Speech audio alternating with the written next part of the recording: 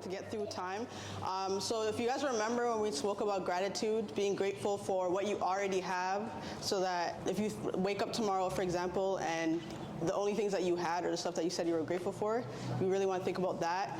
There's another thing too, which we didn't mention last time, was delayed gratification. So this is when you say that you're grateful for something that physically you may not see around you, but you know it's something that you do want in the future. So saying thank you for a successful business, you might say, oh, I just started my business, it's not successful yet. But delayed gratification is saying, oh, I'm grateful for sales, I'm grateful for customers, I'm grateful for a healthy family, all of that stuff, right? So we're gonna go around, and I want you guys to say two things that you're grateful for. One is something that you already have, and the second is something that you want. Grateful for family, and I'll just say I'm grateful for life. Food and success in education. I'm thankful for my family and a successful lifetime, I guess. I'm grateful for my family and a successful business in the future.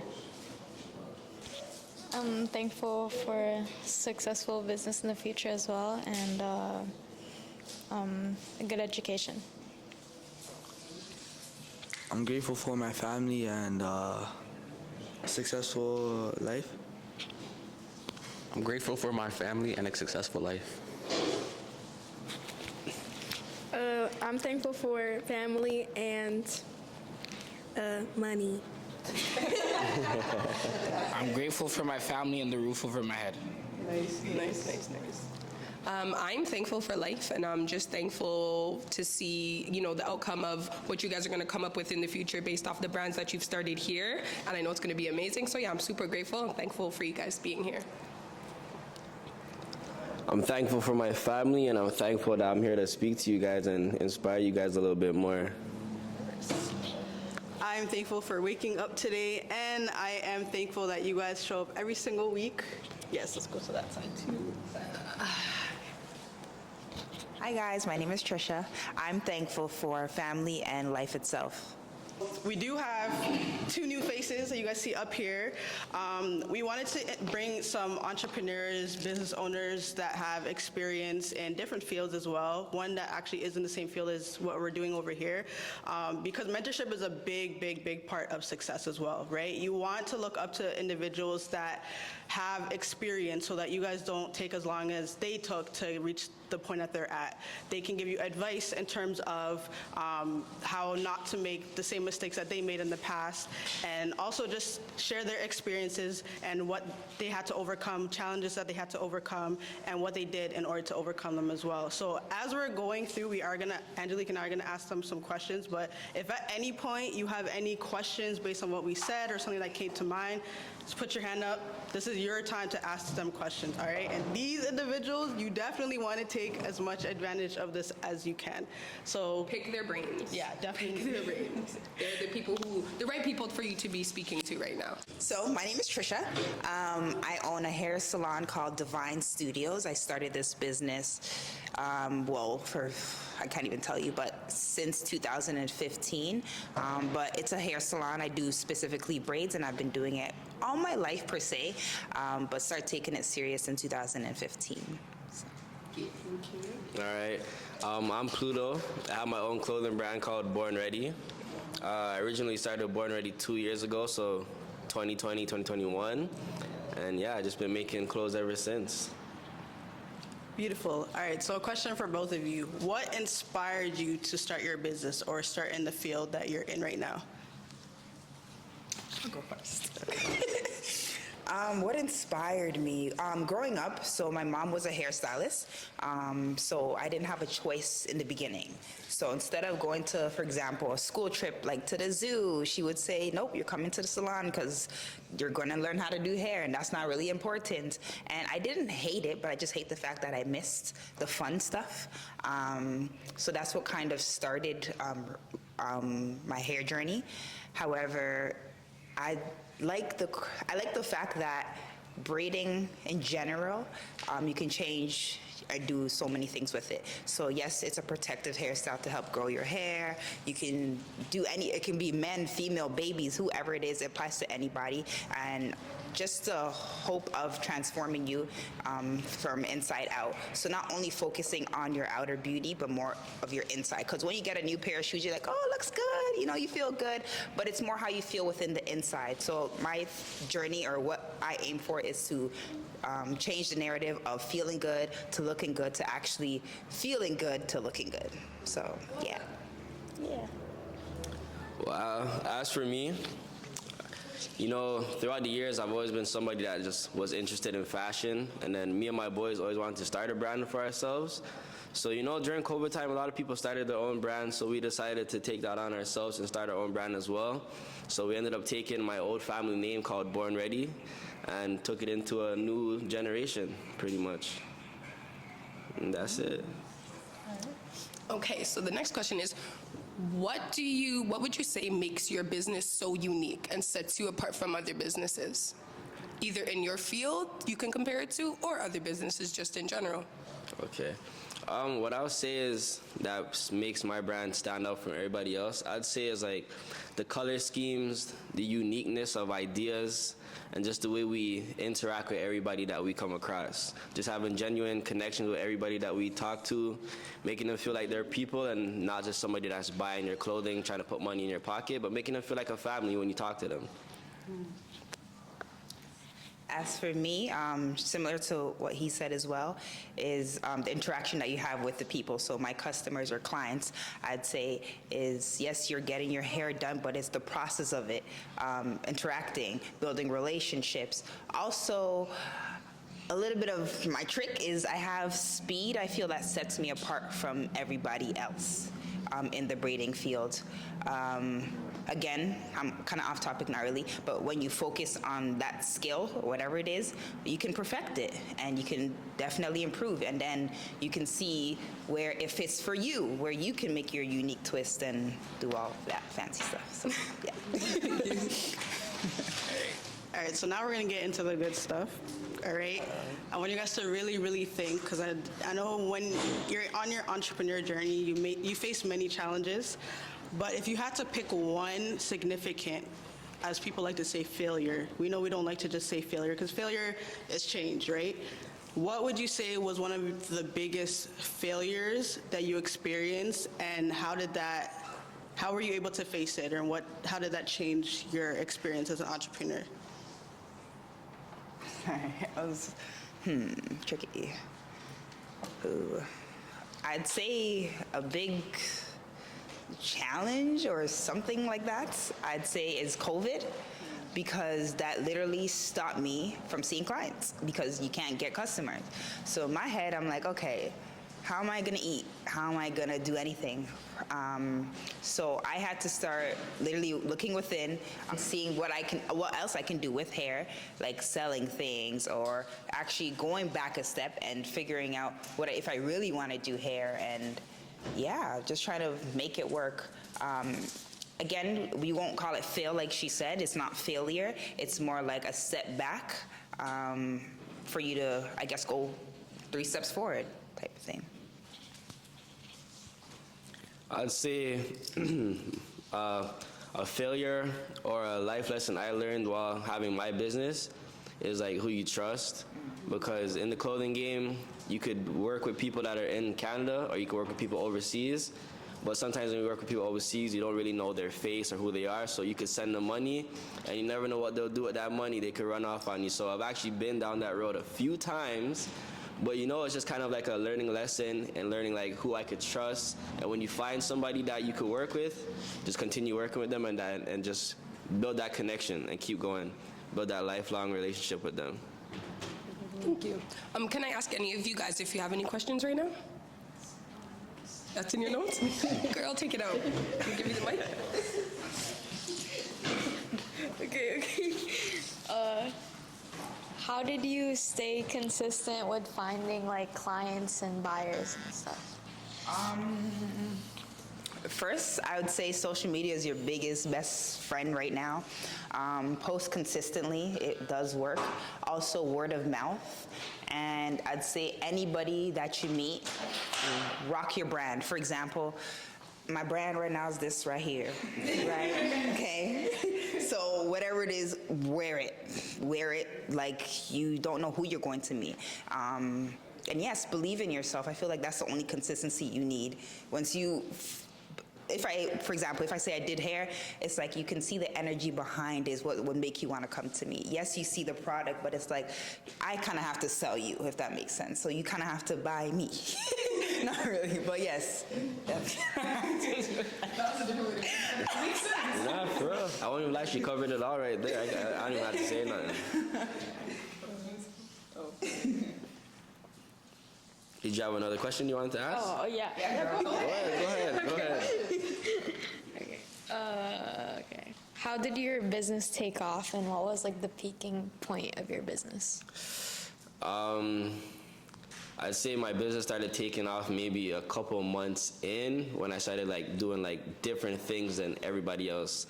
A lot of people just started with the regular hoodies, but after I started with regular hoodies and t-shirts, I ended up making like a zip-up tracksuit that's kind of styled off the base of Kappa. Do you guys know Kappa? I kind of made a tracksuit like that, but nobody in the city really made something like that. So that was kind of different to the city, and everybody started rocking with that. And then I'd say last year I had a crazy turning point when I released like a varsity jacket, a leather varsity jacket. People kind of went crazy for that one, so ever since then it's kind of just been up.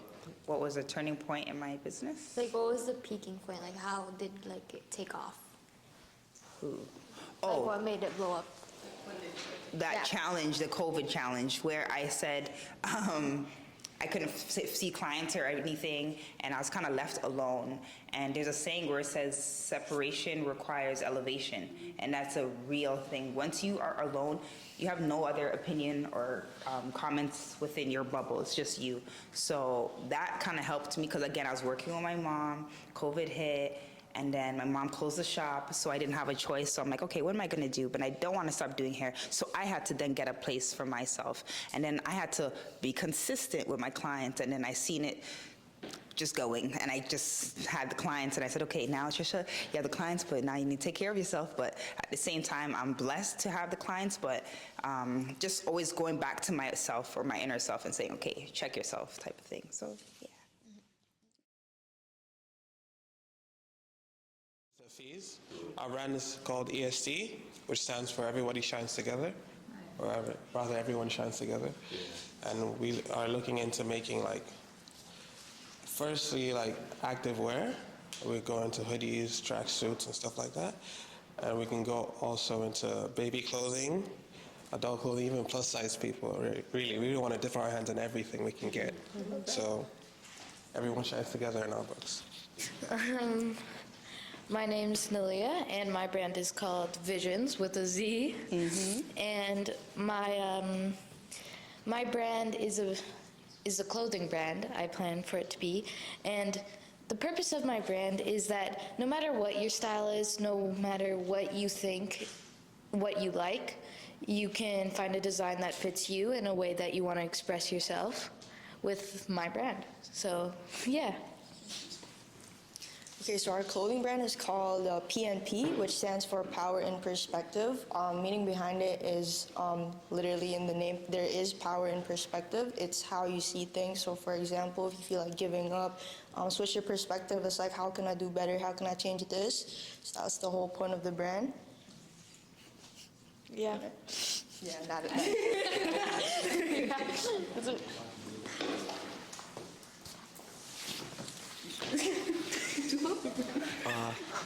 Our clothing brand is called Risk to Riches. Our brand is basically like, how are you gonna get rich without taking risks, right? And that's what our brand is. Thank you.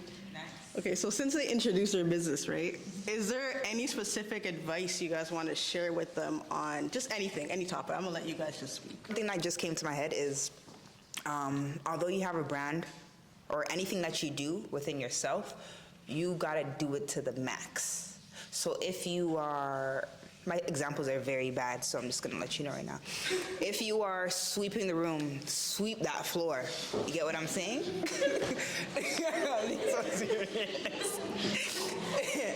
If you are, I don't know, okay, I'm gonna stop with the examples, but whatever it is, do it to the max. So if you wanna do a business, make sure you maximize it, put your all into it, because I feel that's where you're gonna reap what you sow. If you do hair and you do, again, bad example, but you do hair, sorry, I'm not gonna do the examples, but let's say you do a lot of things, you're not gonna really see, I guess, the results that you want to, because your energy is spread everywhere. Pick that one thing and focus. Also, not everybody's gonna go hard for your business as much as the person who started it. So don't expect, oh, this person's gonna help me, or sometimes when I'm down, yes, you can lean, but you can't fully lean because it's you. You started it. Only you know the hard work and sweat you put into it. So whatever it is, maximize it and just keep going, because the vision came to you and you got this. No one is ever gonna be you, and I always tell her, no one's ever gonna be you. Even if I have the same name as you, I'm still not gonna be you. Even if I'm your mom, I'm still not you. So do what you can do and maximize it. Yeah. Yeah. What I'll say is I see that a lot of you guys are like within a group of like your brand.